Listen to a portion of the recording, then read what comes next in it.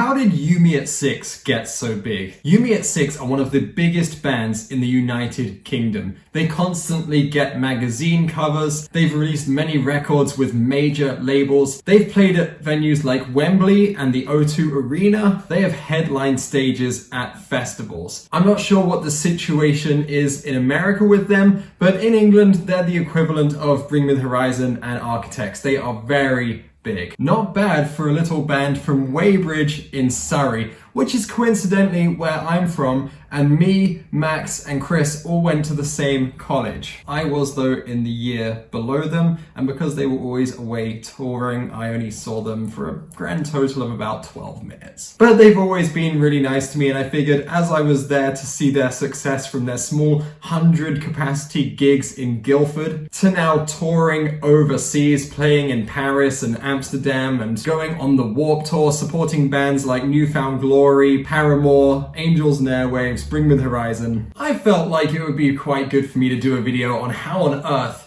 they got so big. Because believe me, I've seen so many bands come and go in my time. Not many bands, particularly those on the Warped Tour circuit or in the alternative music scene, will ever make it big enough to play a venue like Wembley or to headline Download Festival. If you like these kind of videos, guys, please hit the subscribe button. It is the most helpful thing you can do for the channel, and drop a comment down below letting me know what you'd like me to cover in a future video. Reason number one, they worked harder than any other band in our local area, that is. When Max and Chris were at college, they would stay after hours rehearsing and writing. This was like a full-time job for them. They were constantly at it. They would actually have to take days off college to go and tour and go and play gigs, go to meetings, etc. Then they'd come back and do all of their work and stay behind after hours to do rehearsal and songwriting. They did this for years whilst probably, I would estimate, operating at a loss. That means they were losing money to do this. I don't know this for certain, but look, the maximum you're going to get paid for a 100 capacity venue in somewhere like Surrey or Birmingham or wherever else they were playing is about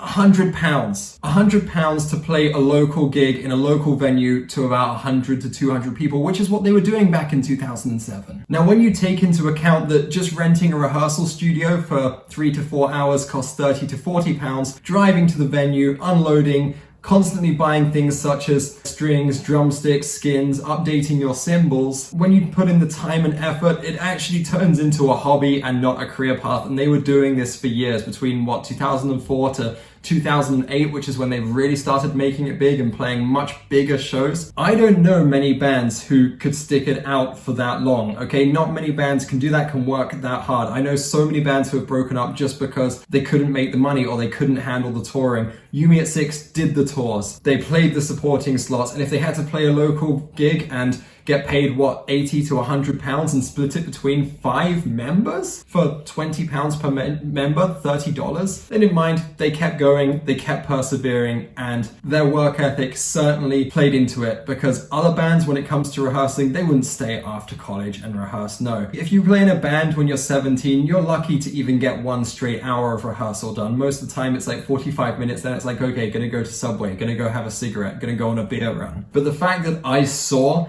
Max and Chris staying at college after hours just to write and play together goes to show that they were really working hard on this. Reason number two, they leveraged social media so much before social media was even this major thing. Remember, this was back in the days of Bebo and MySpace, but they were huge on MySpace. And I think that MySpace for them helped them have fans in places such as Huddersfield, Birmingham, Oxford, Wales, Ireland. You know, they blew up in the UK mainly due to that, because not only were they constantly accepting friend requests, basically doing what an Instagram influencer would do these days, they were doing way back then 14 years ago. Getting their songs played, and because they were engaging so much with their audience and playing all of these shows, playing shows like literally every single weekend and doing all they could to keep playing the music, they had fans all over the UK and in Europe, obviously, and probably in other parts of the world too, I'm sure, using their songs as their MySpace profile songs, sharing their videos on YouTube, filming them at their shows and uploading it to YouTube. It goes to show how much of an impact they were already making just by using social media platforms before social media marketing was really even a thing. Reason number 3 is they never changed their sound to pander to people. They made music that they really enjoyed making, but that people really wanted to hear. What I mean by this is, in the UK in particular, which is obviously where their core market was initially and still is, to be honest, I don't think they're as big in other countries as they are in the United Kingdom. Between the years of 2004 to about 2009, pop punk, emo pop punk, and just mainstream rock music in general was not popular. Why do you think Bring Me the Horizon and Architects got so big? They were deathcore bands that then went metalcore, that then went whatever the heck Bring Me the Horizon are now. Yumi at Six were the only band doing this sort of Fall Out Boy, Newfound Glory, Paramore style sound in the UK, or at least the only band who were doing it and really trying to persevere at it. Sure, we had other bands knocking around who are doing this thing, and I don't discredit them. I think Kids in Glass Houses are a good example. They were a popular British band. But basically, if you did that kind of music, quote unquote scene kids and core kids and emo kids who were the music scene at the time, they would make fun of you. I'm not kidding. People used to call Yumi at Six Yumi at Pricks. I think this was probably because they were a little bit jealous of them, but Yumi at Six could have easily gone down the post-hardcore route. Heck, their first song, or one of their first songs, This Turbulence Is Beautiful,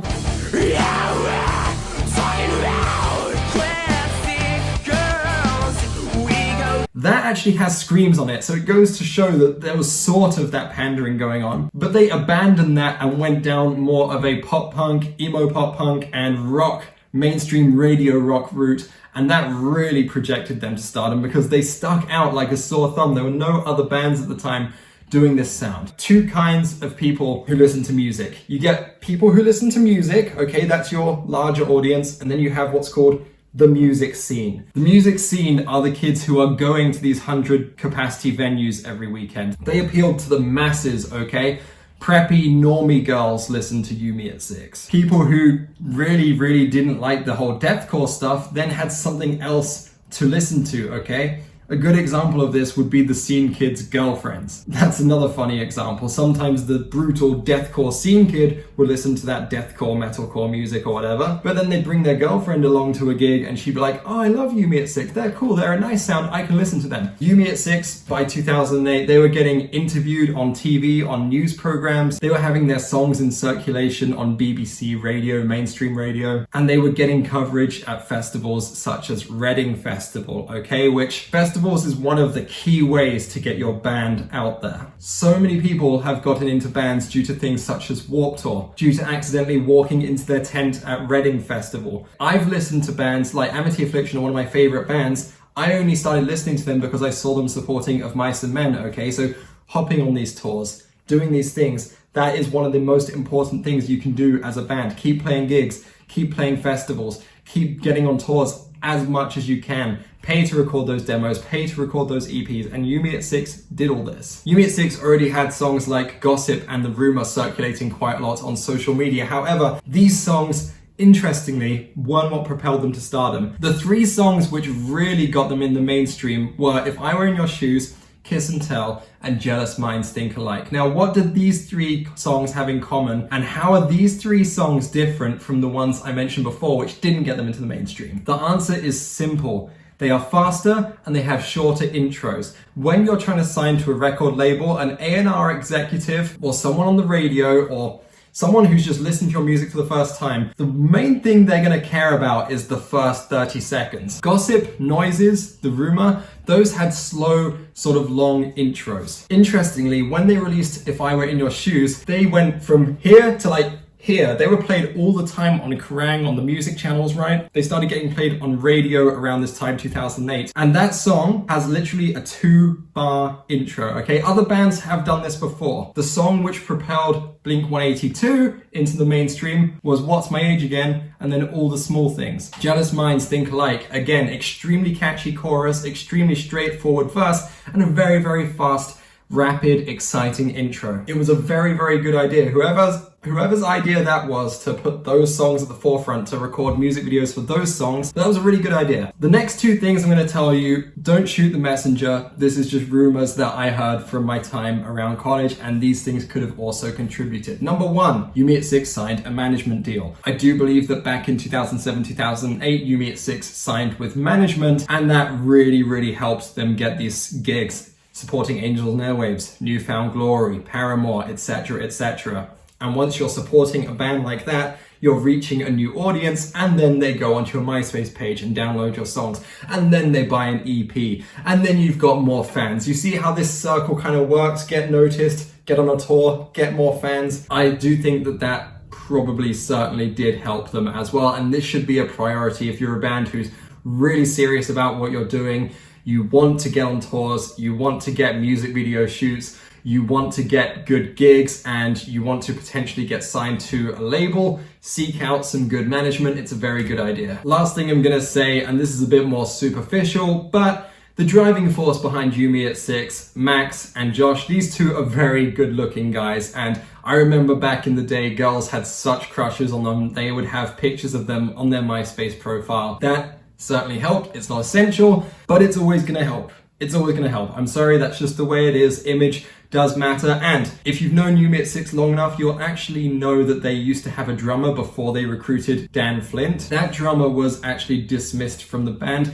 There were two rumors about that. Number one, the rumor was that he was not very hardworking and they didn't really want him in the band, so they asked Dan Flint to fill in instead, and then eventually asked him to be a full member. But there was a rumor going around at the time that it was also that Dan Flint suited their image more, and Dan Flint is a very good looking guy. There you go. Would you look at that? Recruit another good looking guy. You've got 5 good looking guys in the band. Yeah, the rest is history. That's just a little tiny slice of the pie though, guys. Thank you so much for watching this video. I hope you enjoyed it. If you could help the channel out again by hitting the subscribe button, that would be absolutely legendary. Thank you so much. I'll see you in the next video.